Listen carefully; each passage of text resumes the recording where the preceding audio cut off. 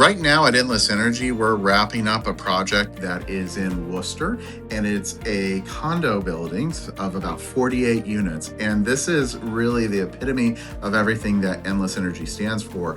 We're helping them convert from an oil boiler over to air source heat pumps, and so there's a heat pump aspect.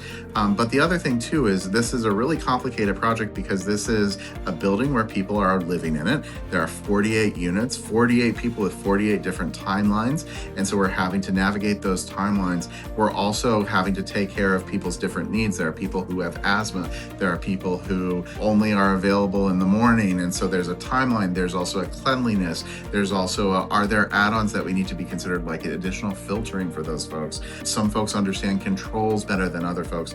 And so really this is a great example of how Endless Energy works with every customer to both design a system that works for their home, but also in the installation process, we think about your schedule and your timeline and making sure that we keep things safe and clean for you and your family. For all your heating and cooling needs.